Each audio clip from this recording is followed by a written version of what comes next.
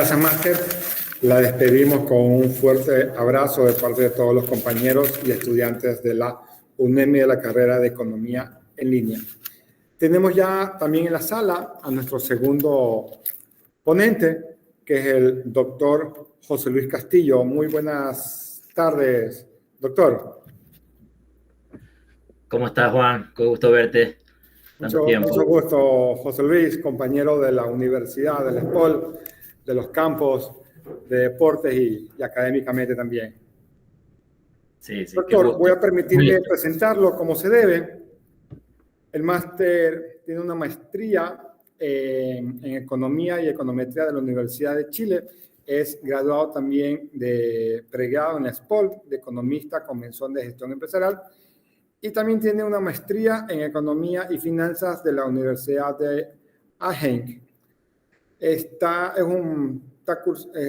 haciendo el PhD en Políticas Públicas y Análisis en la Pardee Graduate School en el estado de California, en Estados Unidos.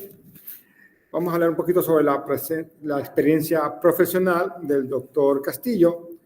Es asesor del Banco de Desarrollo del Ecuador, coordinador técnico, Comisión para la Reforma del Sistema de Pensiones del Ecuador, profesor e investigador de la Facultad de Ciencias Humanísticas de la ESPOL, consultor del Banco Mundial, consultor de la Corporación Andina de Fomento y coordinador nacional de estudios en el Ministerio de Industrias. El doctor Castillo nos va a ayudar con la ponencia Elementos críticos para una reforma del sistema de pensiones de vejez del IES. Bienvenidos a la UNEMI. Doctor, estamos prestos a escuchar su ponencia. Perfecto, muchas gracias. Voy a compartir la pantalla. Tengo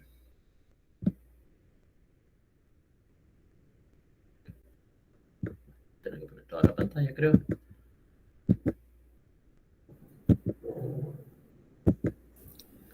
¿Me confirmas? Ahí se ve, ¿no? Ahí se ve, doctor, exactamente. Muchas gracias, entonces. Bueno, muy buenas tardes con todos. Un placer estar aquí. Primera vez que puedo participar de estas jornadas, así que para mí es un gusto hablar de este tema que no solo me apasiona, sino que creo que es sumamente importante para nuestro país. Y bueno, creo que todos hemos visto las noticias cada vez y cuando el IES hace noticias. Yo aquí me voy a concentrar particularmente, quiero aclarar, en el sistema de pensiones de vejez, en el Fondo de Invalidez, Vejez y Muerte, IBM le llaman, y no tanto en el tema de salud, que es el otro gran edificio o tema del IES, ¿sí?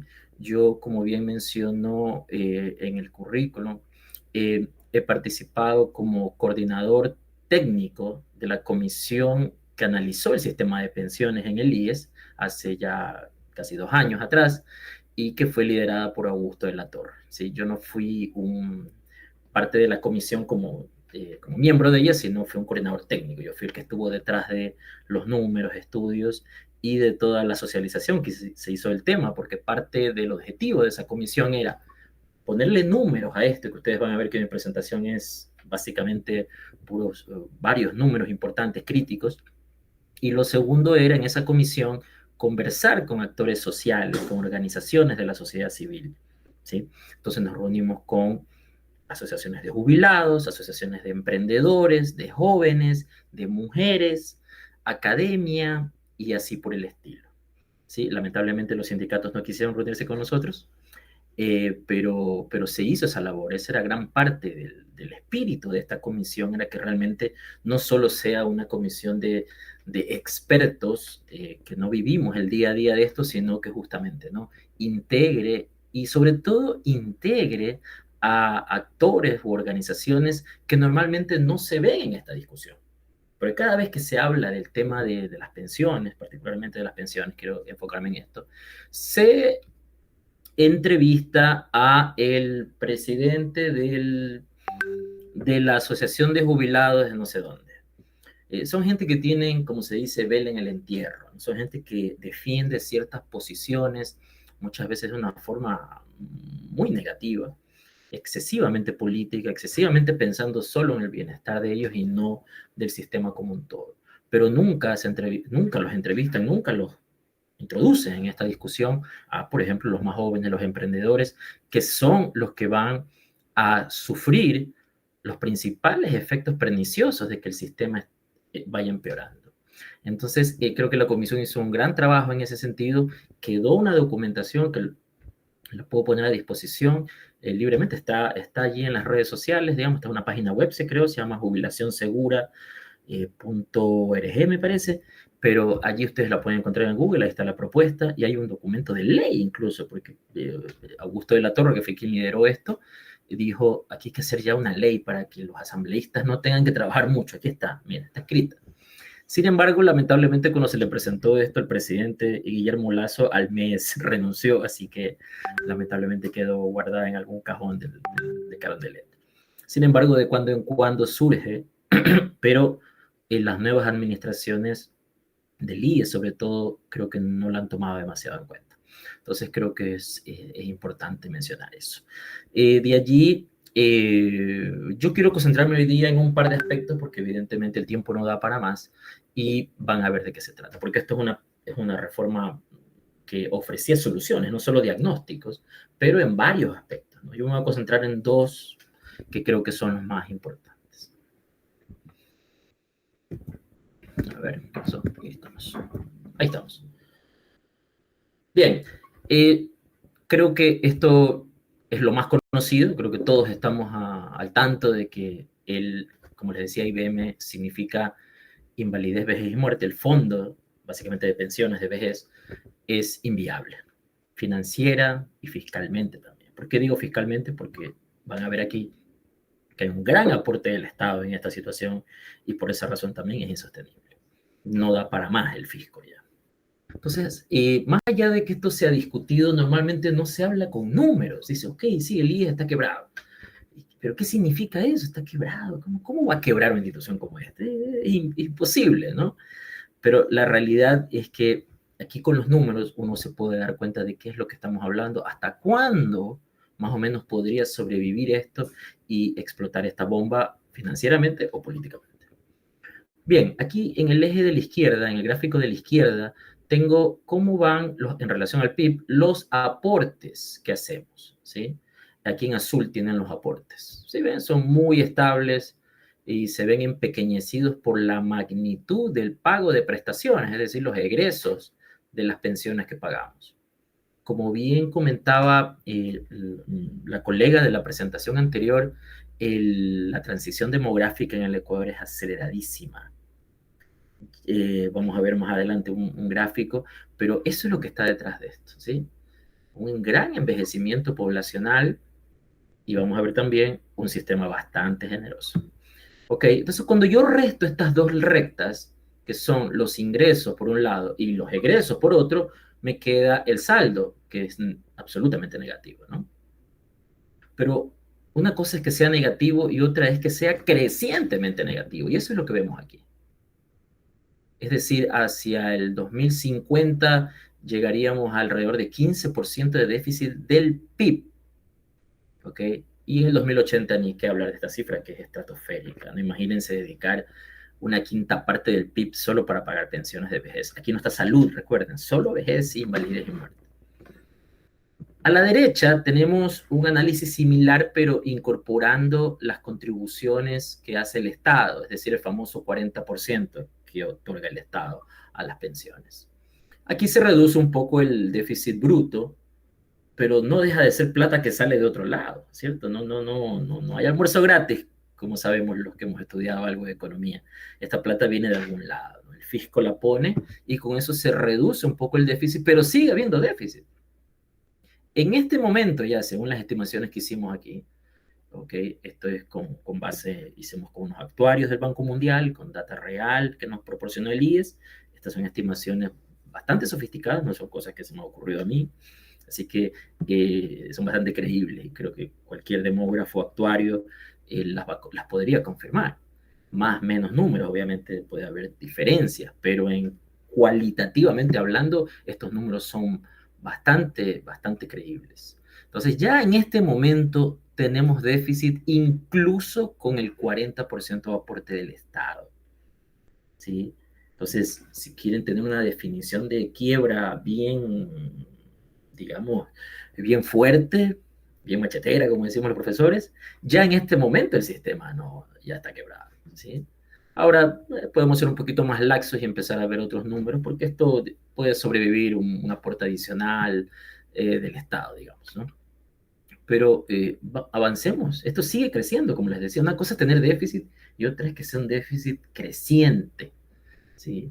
Entonces, cuando vemos estas estimaciones, ya de aquí al 2030 creo que llegamos al 1%, al 2050 vamos a tener más del 5% del PIB que tendría que ser una cobertura adicional del Estado a la que ya hace, ojo, aquí ya está incorporado el 40%, por eso bajó el subsidio, bajó el déficit de casi 12 a poco menos de 6, porque ya está incorporado el 40. Es decir, este 6 tiene que salir de otro lado de las arcas fiscales. Esto es potente, porque tú no le puedes dedicar 6% del PIB adicional al 40 que ya le dedicas a un solo tema cuando hay tantos temas graves. Bien, entonces, primera escena de esta película de terror que tenemos en el IES es esta. El déficit es realmente crítico. Aquí no es como solemos escuchar en las entrevistas que hacen en la televisión, una cuestión de ideas, una cuestión de demagogia, de discurso político. Y los números te muestran esta situación tan catastrófica en la que está el sistema de pensiones. Bueno, ¿por qué está en ese estado? Bueno, la primera respuesta y quizás la más importante es la que ya se mencionó en la presentación anterior. Tenemos una transición demográfica elevadísima. Pasamos bueno, y esto me voy al 2022, si me voy mucho antes, la población en edades de jubilación, más o menos 60 para arriba, era muy poquita en relación al total de personas. O sea, en este número todavía tenemos una base joven importante, pero si miráramos, como creo que ya hizo la colega que presentó anteriormente, esto era mucho más chiquito, era mucho más flaquito. En el fondo es una bendición, ¿no? Nosotros y nuestros padres o abuelos están llegando a edades que antes no llegaban y en cantidades importantes. En el fondo de eso es importante, es positivísimo, ¿no? Evidentemente. El problema es que para el sistema de pensiones, tal como está en este momento, es pernicioso. ¿Sí? Y va a ser mucho más pernicioso de aquí a unos años, aquí me voy 50 años más, como suelen hacer los demógrafos y los actuarios, y ven cómo crece este porcentaje de personas en edades de jubilación, en relación siempre a los jóvenes. ¿Sí? Eso es lo que vamos a ver. Acá a la derecha, para que sea más fácil, hay un ratio. Pero este es un ratio distinto, porque si bien la demografía, la transición demográfica, para ser más precisos, causa problemas. En el caso del IES, para un caso como el ecuatoriano, donde la informalidad es altísima, lo que realmente nos interesa es cuántas personas están contribuyendo al IES, es decir, formalmente, versus cuántas personas tenemos pensionadas, ¿sí? Jubiladas. Entonces, ese dato es incluso peor que lo que vemos a la izquierda, porque hay dos tendencias potentes aquí. Una, el envejecimiento natural que estamos teniendo, y otra es esta tendencia de que ya a las nuevas generaciones no les interesa demasiado. Es tener un trabajo formal, trabajar en relación de dependencia, el sueño que tienen nuestros abuelos, que jubilarse en la misma empresa, trabajar 40 años y que te den allí un vasito ahí recordándote, ya eso no sucede. Es muy difícil que alguien dure 10 años, es fuerte.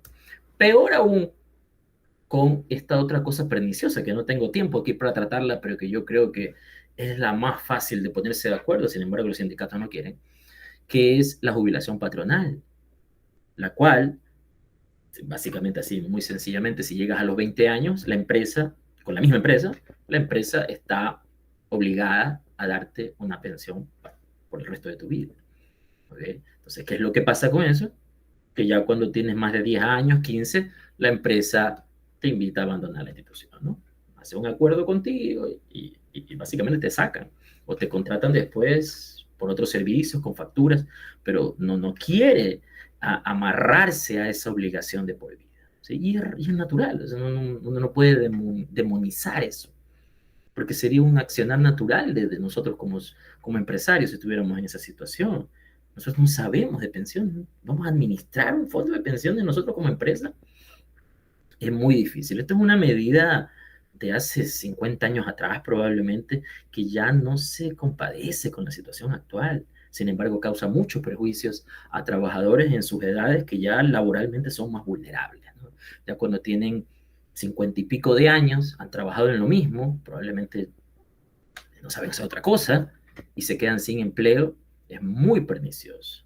Y la gente que empezó joven también tiene problemas porque si empezaron a los 20, 20 y pico y a los 40 años lo sacan, muchas veces es muy difícil ubicarse en lo mismo. Entonces es un tremendo perjuicio eso, porque además seguirían trabajando de no ser por esa ley. Bien, entonces esta línea roja es la más importante aquí. Solo retrocedo hasta el 2012, pero esto antes era mucho mayor. ¿Sí? Si me voy a los 90, incluso antes, esto era 15 trabajadores, o sea, aportantes, aquí no es trabajador cualquiera, aquí son aportantes al IES, es decir, los informales, los que no aportan, no están. ¿Cuántos hay en relación al número de pensionados que hay en ese momento? Es decir, cuántas personas están financiando esa pensión en el fondo. Porque recuerden que nuestro sistema es de reparto. Es decir, no es como un sistema privado, un sistema a la chilena antiguo, donde lo que tú ponías es lo que tú sacabas. Acá la pensión de una persona que se jubila se financia, o las pensiones de todos los jubilados se financian con todo lo que están contribuyendo los trabajadores activos en ese momento del tiempo. Por eso este ratio es sumamente importante. Entonces, en el 2000 eran 9, en el 2012 eran 9 contribuyentes por cada pensionado. Eso ha disminuido actualmente a cerca de entre 4 y 5 trabajadores, digamos que 5, es decir, casi la mitad. Eso da cuenta de los problemas de financiamiento, ¿sí? Entonces, de nuevo, el tema demográfico en el ámbito de las pensiones tiene este doble efecto. Hay más personas en edad de jubilación en relación a la masa joven y además está el tema de las tendencias laborales donde ya los más jóvenes no quieren saber nada de el tema de trabajar en relación de dependencia. Entonces, eso afecta fuertemente aquí, ¿ok? Y esto va a ser mucho peor más adelante, donde hacia el 2050 la proyección es que haya 2 trabajadores contribuyendo por cada pensionado. ¿Okay? Bien, esta es la principal razón detrás de esos números negros que tenemos en el sistema de pensiones. Pero el tema es que aquí es muy difícil actuar en esto. Algo mencionó la expositora anterior, pero ¿cómo hacemos para que la gente tenga más hijos? ¿Cómo hacemos para que los más jóvenes digan, oye, es importante trabajar en relación de dependencia? Eh, ¿Cómo hacemos para que, oye, es importante, hay la opción de que te afilies voluntariamente, tiene algunos beneficios el IES. Y yo trato de hacer eso, trato de evangelizar un poco con esto y les muestro con números que esto es, si le sumas los beneficios que hay por el tema de créditos de hipotecarios y la generosidad de las pensiones de las que voy a hablar, no es una mala inversión meterse al IES. Algunos amigos extranjeros que ven estos beneficios, que voy a mostrar en un segundo, dicen, oye, ¿cómo hago para afiliarme a eso? Porque realmente que nuestros beneficios son generosísimos. El tema es si esto va a sobrevivir, ¿no? Si en 10 años, 20 años todavía vamos a poder tener esto. Bien, pero aquí es muy difícil hacer cosas. ¿Sí? Estas políticas demográficas son muy complejas realmente. Y Europa lo está viviendo hace muchos años, Japón, etcétera, y el mismo Estados Unidos y Canadá.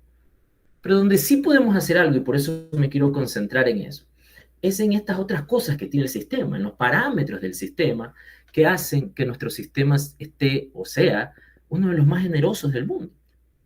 Y ya voy a pasar a explicar a qué me refiero con generosidad, porque esto siempre genera escozor cuando digo esta palabra, porque inmediatamente piensan, oye, ¿cómo vas a decir eso? Yo tengo a mi mamá jubilada, a mi abuelito jubilado y viven con las completas, no los atiende en el IES, en el tema de salud, tiene que sacar de su plata y es real. Pero aquí para poder hacer un análisis técnico del tema de las de un sistema como este, de un sistema social como este, tengo que recurrir a análisis comparativo y también a recurrir a cuánto pusiste en el sistema versus cuánto sacaste. ¿Qué subsidios recibes? Entonces, esas son las tres líneas de defensa de este adjetivo que a mí no me parece exagerado para nada, a mí me parece que es realmente nos hemos ganado pulso esto. Aquí les presento dos. Aquí hay una comparación de estos son datos reales que cualquiera los puede replicar del Banco Mundial y de la OECD, donde se ve aquí en este eje la tasa de reemplazo cuando tienes 40 años de cotización. Para los que no han escuchado qué es la tasa de reemplazo, este es uno de los parámetros más importantes con los que se analiza un sistema de pensiones. La tasa de reemplazo es el ratio, la fracción entre lo que tú recibes del sistema en relación a lo que aportaste. Es decir, la pensión que estás recibiendo, mensual, ponle tú, dividida para el salario promedio que tenías cuando eras trabajador activo o sobre el cual cotizabas.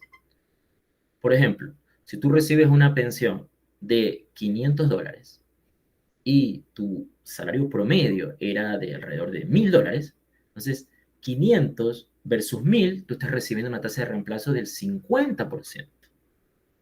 Si recibes 800 de pensión versus 1,000, es 80% la tasa de reemplazo.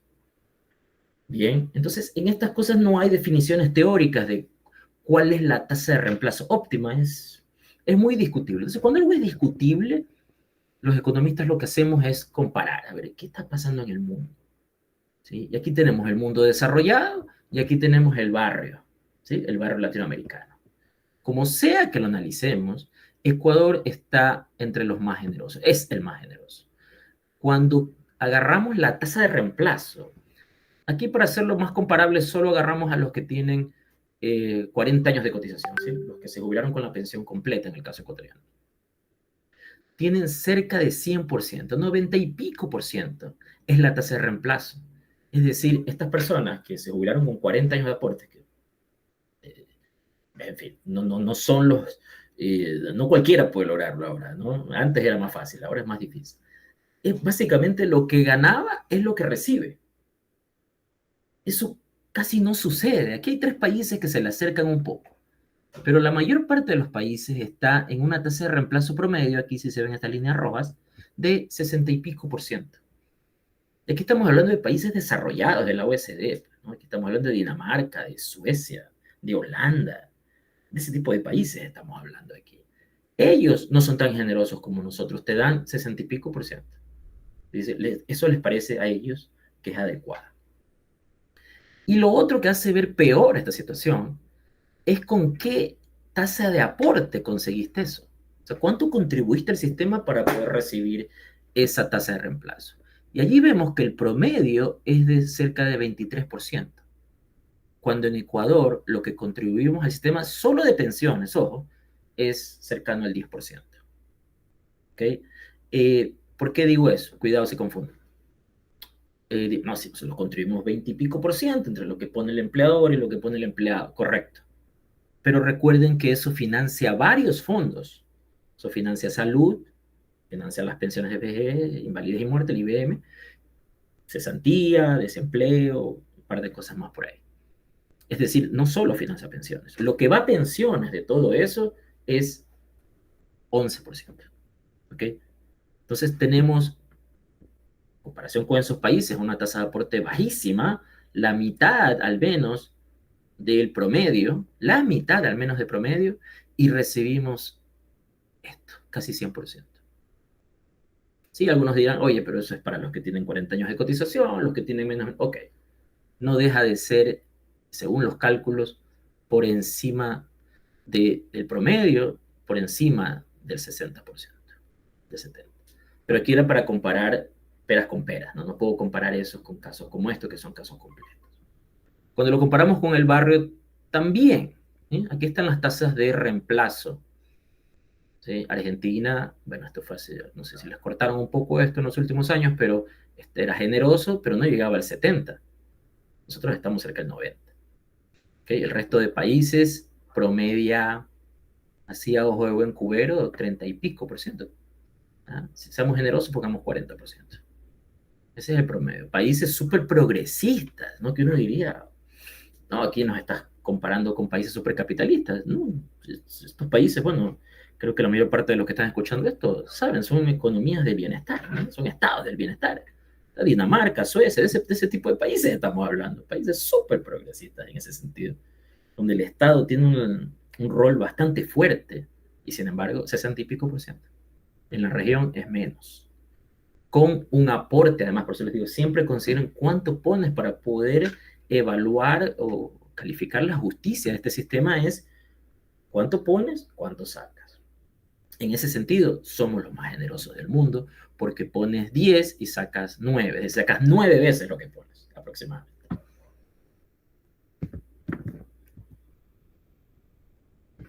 ¿De dónde viene esa generosidad? Bueno, evidentemente esa generosidad viene de los subsidios, porque no puedes sacar con 10%, o así como quieran, casi 90%. No puede. Los otros países no lo logran. ¿Qué tipo de genios somos nosotros para creer que con apenas esa cantidad de plata que ponemos al fondo de pensiones podemos sacar esa tasa de reemplazo? Eso no existe. Para los que aquí han intentado tener un fondo de pensiones privado en estas empresas nuevas que han salido ahora, IBM, etcétera, BMI, perdón, BMI, no les van a dar los números.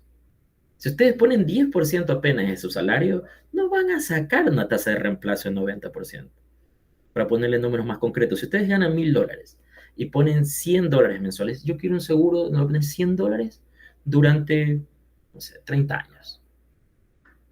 Te van a dar una pensión, y claro, tú ganas 1,000, pones el 10%, 100, te dan una pensión de $300 con suerte. Con suerte $300. ¿Sí? Hagan el intento, hablen, no les van a dar las tasas que tienen acá. Entonces, ¿por qué? Porque eso está absolutamente subsidiado. Entonces, de nuevo, me rijo a los números. Aquí no quiero evitar sesgos de tipo político, ideológicos. No, aquí hay números. Y cuando vemos los números, de nuevo, somos uno de los países más generosos del mundo. Tenemos un subsidio, cada pensión de vejez en particular, tiene un subsidio implícito de casi 70%. Solo nos gana México. ¿Sí? Y somos segundos en Latinoamérica en esto. Así que evidencia, ¿no? Evidencias. Otra cosa que podemos hacer para decir, oye, ¿está bien que el país se gaste, no sé, 5% del PIB en subsidios? Bueno, veamos qué se hace con la plata. ¿Qué otros rubros son comparables para decir, oye, sí, está bien, es normal? Entonces, esto, bueno, con data de hace 2 años, yo creo que está bajado un poco ahora con las nuevas reformas, pero hasta hace 2 años al menos, el principal subsidio que tiene el Estado ecuatoriano es el de los combustibles. ¿Sí? 4% del PIB aproximadamente, ¿ok? Eso era equivalente en ese momento a 8 puntos del IVA, ¿no? 8 puntos del IVA se iban solo para esto. Educación. 2.5% del PIB se destina a educación básica, no superior, creo que aquí no está educación superior, solo educación básica. Eso era 5 puntos del IVA destinados solo a educación. ¿Ok? Y de allí vienen los subsidios que están relacionados con el tema de pensiones. El más importante, que es en el que me estaba concentrando, el subsidio al IBM. ¿Sí? Invalidez, vejez y muerte. ¿Ok? Como les digo, aquí no está salud, ¿no? 1,9% del PIB. Si eso le sumamos otro tipo de subsidios, al IES, ahí habría 0,6. El subsidio que se da a los sistemas de seguridad social de las Fuerzas Armadas y de la Policía, 0,7%.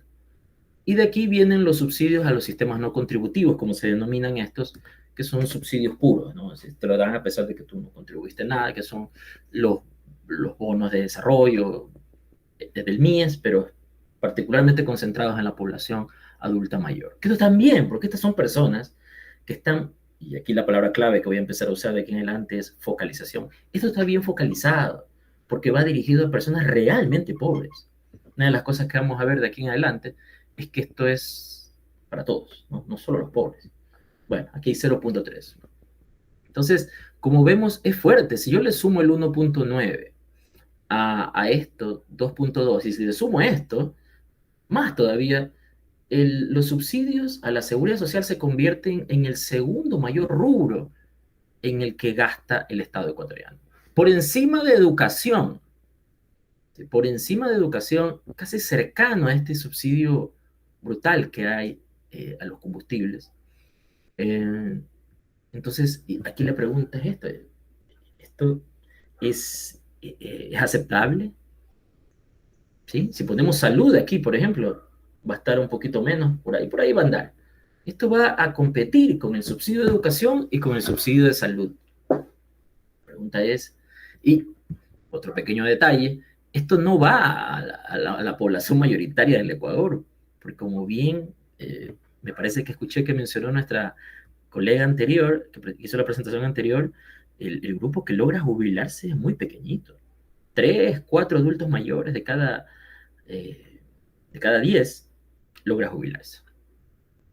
Es un grupo muy particular y si logró jubilarse es porque tuvo algún tipo de estabilidad laboral. No son los más pobres.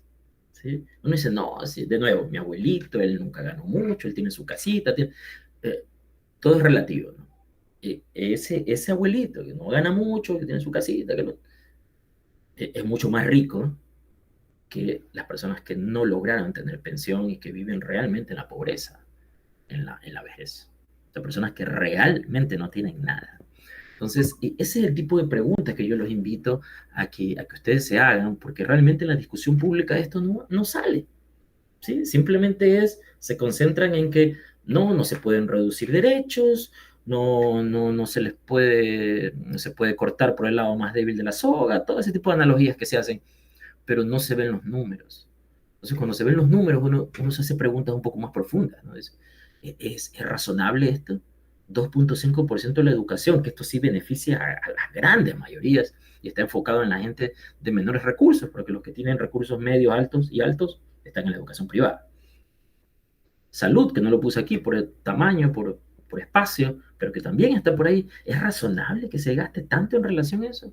Y eso es en este momento, porque ya vieron que eso va a crecer exponencialmente en los siguientes años, ¿no? Como ven aquí. Esto va a crecer. Piensen en estos años, de aquí hasta la vuelta de la esquina, son 25 años.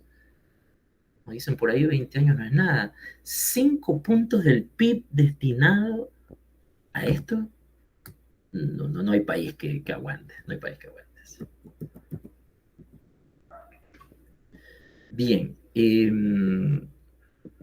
hay algo peor todavía esto, porque yo no estoy en contra de los subsidios, para nada, pero sí estoy en contra de los subsidios que no se compadecen con otros gastos, y peor aún con los subsidios que se concentran mayormente en los que más tienen, es decir, los subsidios regresivos.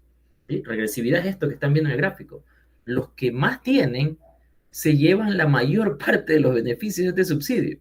Entonces estamos en el peor de los mundos, porque si por lo menos este subsidio estuviera concentrado en los de ingresos más bajos, uno diría, bueno, está bien, es el costo que hay que pagar por tener tanta pobreza, pero es al revés.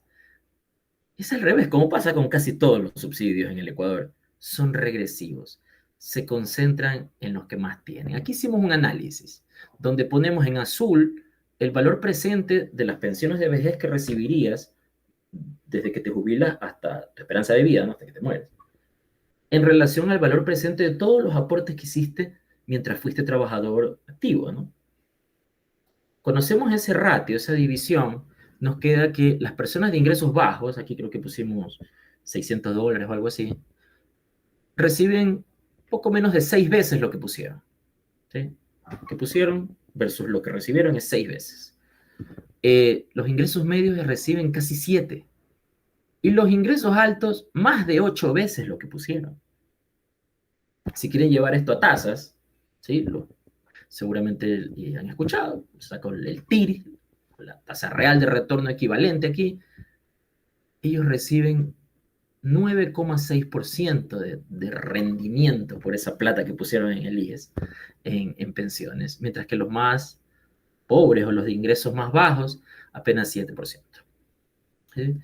Yo, esto lo hicimos de nuevo con algunas proyecciones, con un modelo que tiene actuarial el Banco Mundial.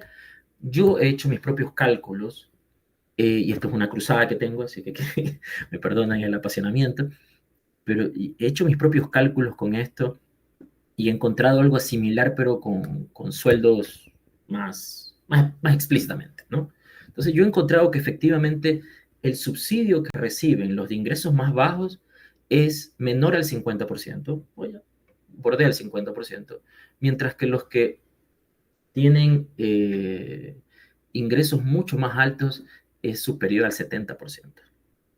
Es decir, una persona de ingresos altos, creo que $1,000 para arriba, eh, una persona, pero esta es una familia que vive probablemente con más de $1,500 al mes. Créanme que si ven las cifras, uno dice, no, 1,500, no es una persona rica, no es una persona en este país, una familia con más de 1,500, $2,000 entre los dos, ¿no? Por familia, es una persona que está en el 20% de los mejores ingresos del país.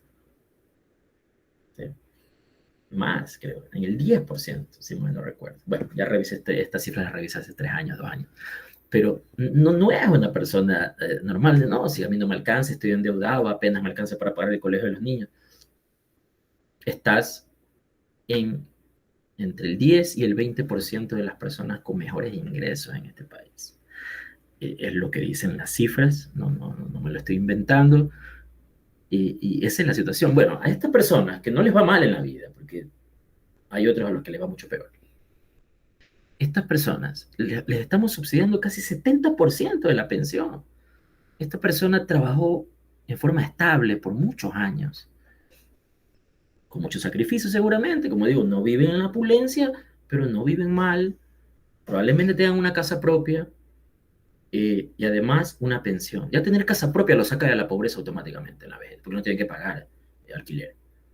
Y además, un subsidio adicional, una pensión adicional de cerca de $1,000. No vive mal esta persona, no vive mal.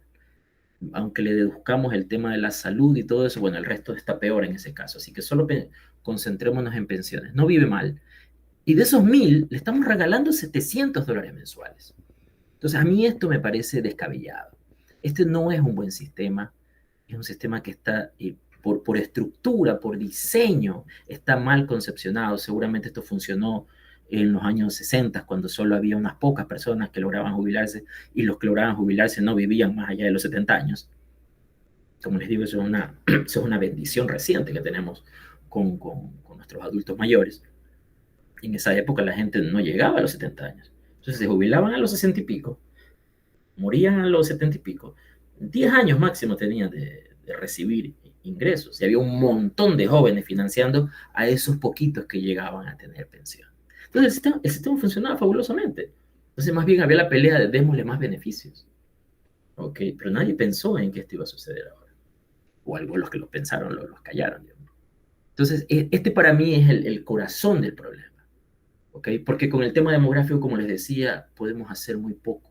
Pero con esto se puede hacer algo, y yo no veo a la gente discutiendo sobre esto. Cada vez que hay entrevistas en la televisión, en la radio, empiezan como decimos los que nos gusta el fútbol, a tirar la pelota para los lados, que si subimos la tasa de contribución, que si subimos la edad de retiro.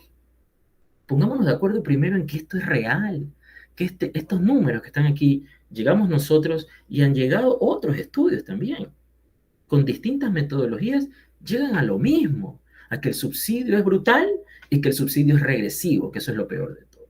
Entonces, es momento de que se tome en consideración esto. Por eso para mí sí sería muy relevante, porque además viví la frustración en la comisión y en todos estos años que tengo discutiendo este tema, de que la Constitución te amarra a poder hacer los cambios que se necesitan. Allí sí que yo amaría que exista una asamblea constituyente para que se pueda tratar estos temas, se pueda cambiar estas reglas, porque en este momento estamos absolutamente amarrados con eso.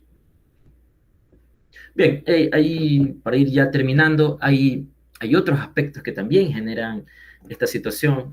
Perdón un momento. Y es que el sistema también genera incentivos perversos. Aquí a la derecha ven los requisitos actuales para jubilarse.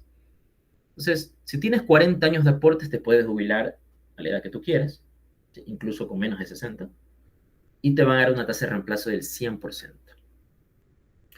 Aquí, ojo, ok, ya, bueno, termino esto y les digo, una tasa de reemplazo del 100%. Si tienes 30 años de aportes, te puedes jubilar desde los 60 para arriba, y la tasa de reemplazo es de 75. Y de aquí viene un cambio muy llamativo, que todavía no encuentro una explicación. Yo creo que esta fue una medida política para variar, donde a los 65, mágicamente, el requisito de jubilación se reduce a la mitad. Solo 15 años de aportes. Ahí me queda fabuloso esto, porque yo viví muchos años fuera del país, y entonces no creo que llegue a tener 30 años de aporte, así que yo apunto a esto. ¿Ok? Pero si me abstraigo de eso, realmente no encuentro una explicación a esta caída dramática. O sea, si tienes 64 años, 11 meses, 29 o 30 días, te piden 30 años. Al siguiente día cumple 65 y con 15 basta. Claro, la tasa de reemplazo disminuye, pero este requisito tiene que haber sido una decisión política. Y a los 70 se reduce aún más. Apenas te piden 10 años de cotización.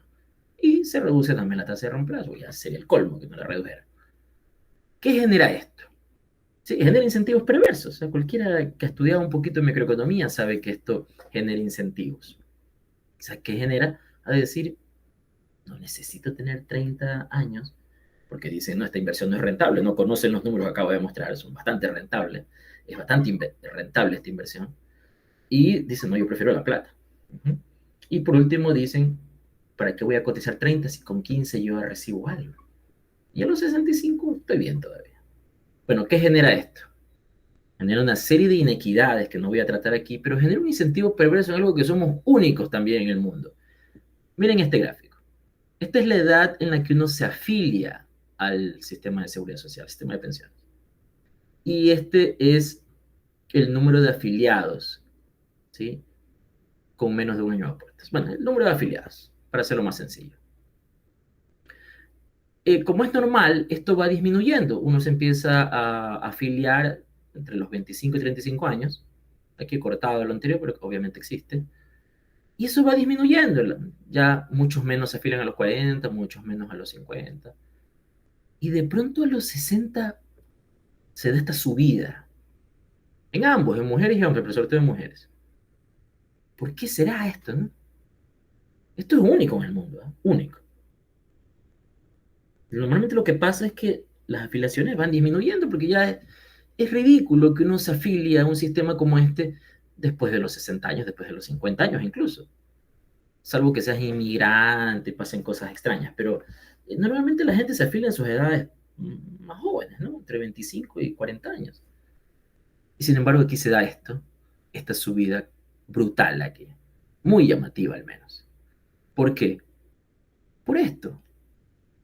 Porque ya la señora o el señor ya está cerca de los 60 y los hijos, que ya seguramente son adultos, muchos de ellos capaz que ya tienen ingresos, dicen, afiliemos a la mamá. Afiliémosla aquí, tiene salud supuestamente, ¿no? Pero está afiliada, algo mismo tiene de salud en el IES, y si sobrevive hasta los 70, va a tener una pensioncita. La afiliamos por el mínimo, y acá a los 70 ella va a recibir un 50% de ese mínimo, y con eso le aseguramos, por si acaso no estemos, va a tener una vez. Entonces se da un incremento masivo aquí, cercano a los 60 años, de afiliación. Es una cosa sumamente extraña, ¿sí? No creo que suceda en otro lugar del mundo, pero responde a este esquema que genera incentivos perversos. Somos número uno del mundo en esto, únicos en el mundo en esto. ¿Sí? El otro en que somos únicos, me había olvidado, es en que cuando te calculan la pensión, y hablando ¿se acuerdan cuando hablaba de la tasa de reemplazo? La pensión que recibes versus el ingreso promedio. Bueno, acá en el Ecuador también somos campeones del mundo, en que solo tomamos en cuenta los 5 mejores años de aportes. ¿Sí? Solo los 5 mejores años de aportes. No importa cuándo hayan sido, fueron al inicio de tu carrera, al medio, al final. No importa, los 5 mejores años, las 60 mejores aportaciones. Eso también es único en el mundo. No refleja tu real capacidad de generación de ingresos.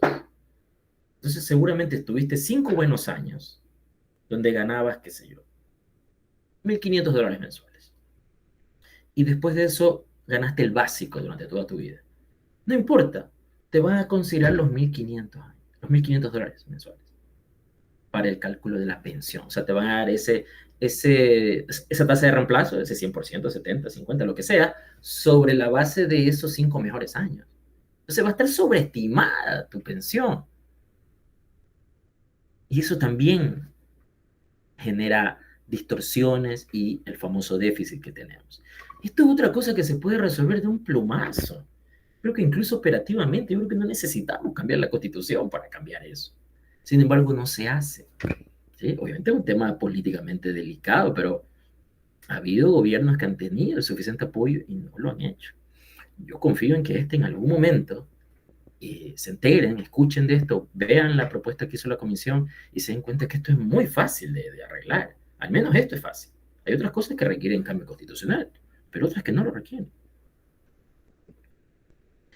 Bien, a ver, no sé.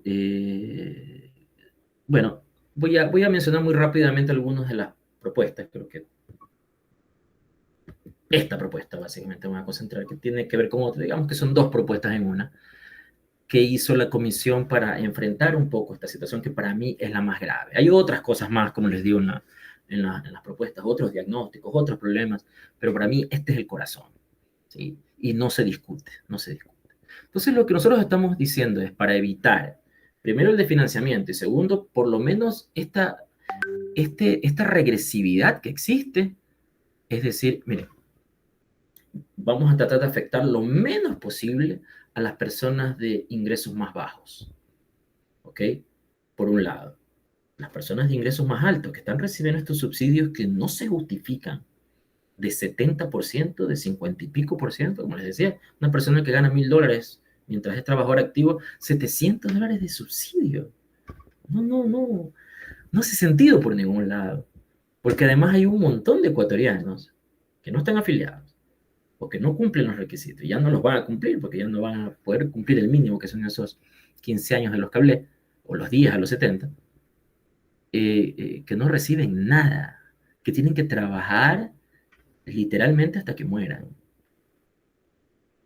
Son personas realmente pobres que no reciben nada. Mientras que estas personas que no son para nada pobres están recibiendo un subsidio de $700 mensuales. Y más si ganas más, pues, ¿no? Entonces, ¿qué es lo que queremos hacer? Queremos cortar esos subsidios a los sectores mucho más privilegiados, ¿sí? Y no tocar a los que tienen menos aporte, a los que tienen menos, una situación un poco más compleja. Otra cosa que queremos hacer es que se tome en cuenta el tiempo, eso es lo que llamamos ratio de soporte, el tiempo que contribuiste versus el tiempo que vas a disfrutar de este beneficio. ¿Sí? Porque en este momento no importa, si ven en las reglas, aquí, aquí lo que importa en nuestro sistema no es tanto la edad de retiro. La edad de retiro sirve como una restricción, pero no es lo más importante. Por eso cuando se habla de subir la edad de jubilación, realmente en el Ecuador no tiene mucho sentido hablar de eso. Aquí estamos hablando, tenemos que hablar de años de cotización o de tasas de reemplazo. Pero esto de aquí no toma en consideración eso. Es decir, tú, no hay una relación directa, eso es lo que quiero decir. ¿Sí? Entonces, queremos tratar de incorporar, ok, si tú te jubilas con 70 años, tu esperanza de vida, digamos que 85 años, vas a tener 15 años de disfrute de esas pensiones. ¿Y contribuiste cuántos años? 40. Ah, ok.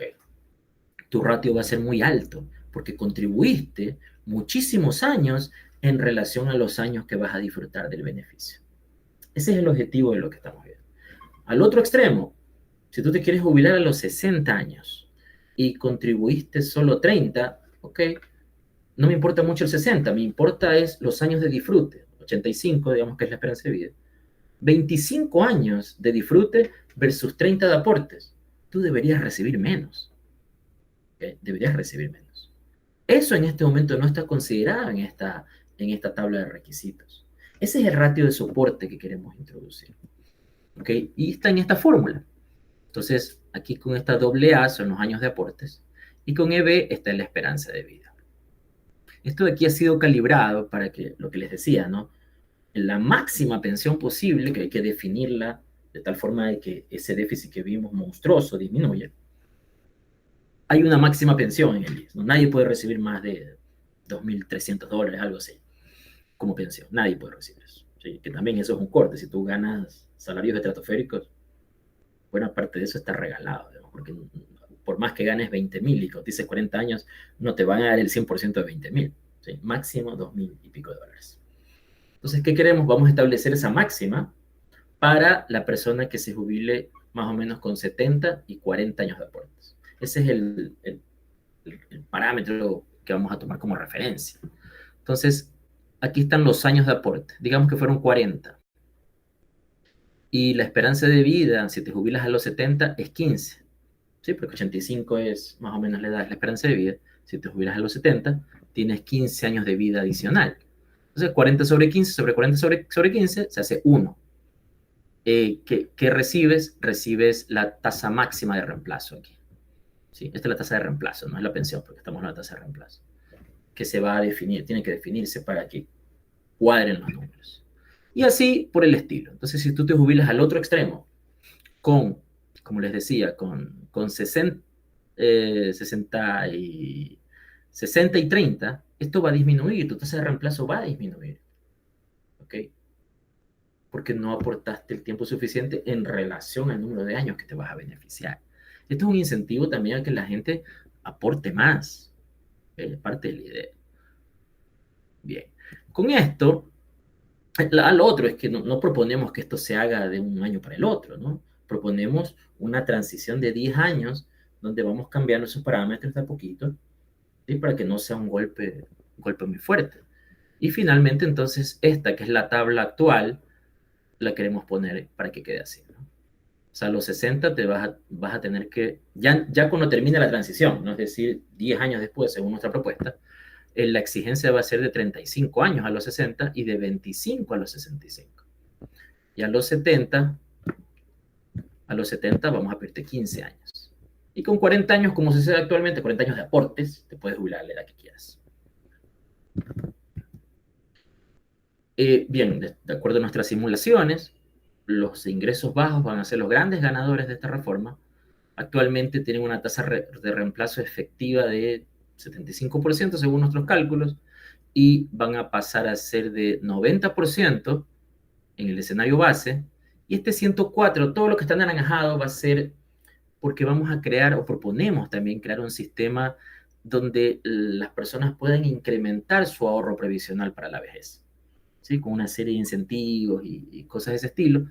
Esto está más dirigido a la gente que tiene mayores ingresos, pero también los más pobres podrían hacerlo. Y ahí van a llegar a una tasa de reemplazo incluso mayor al 100%.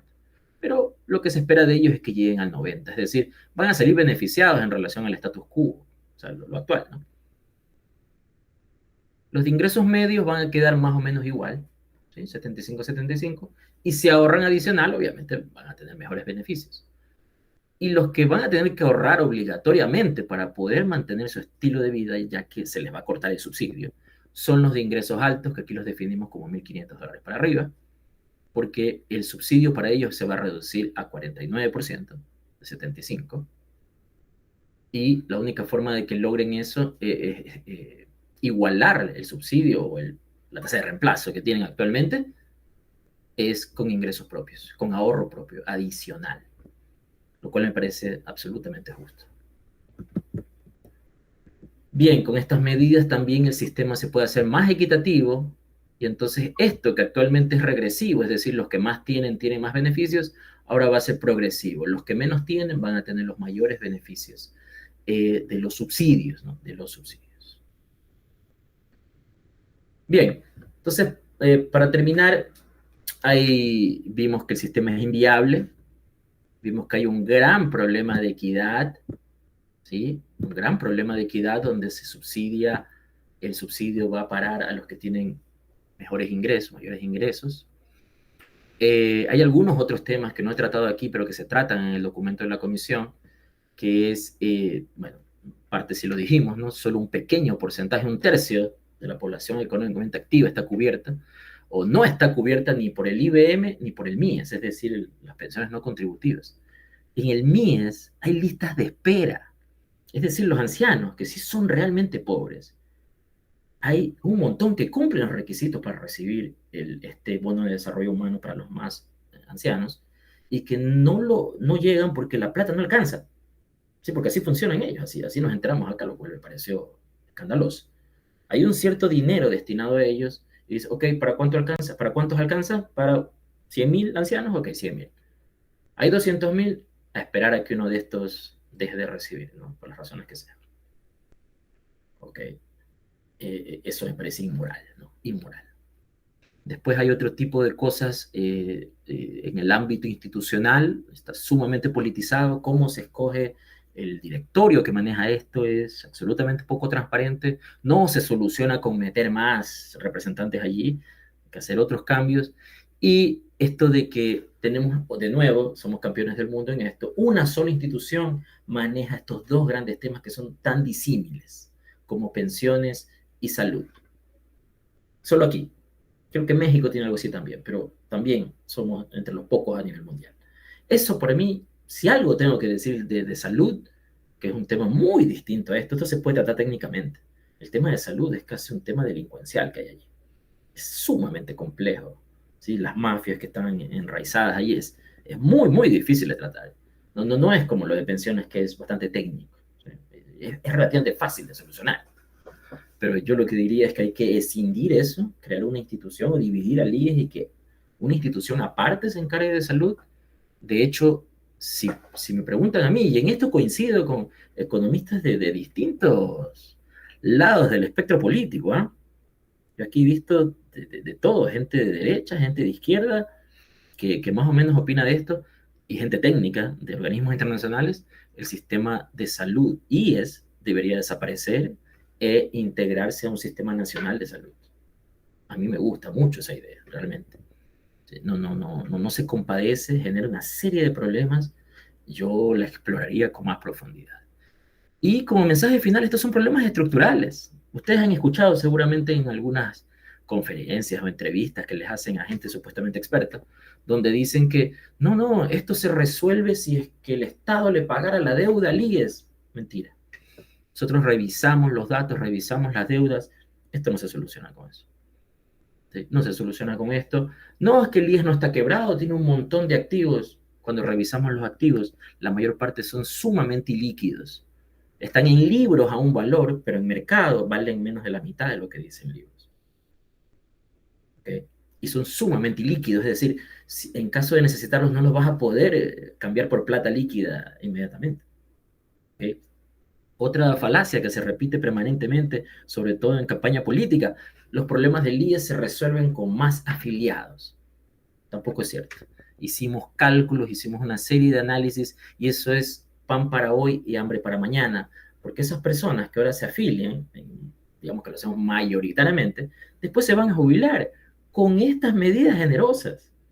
O sea, el subsidio crece exponencialmente y el déficit se hace peor todavía.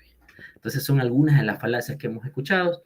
Yo les agradezco mucho por la oportunidad y quedo, digamos, aquí atento a preguntas.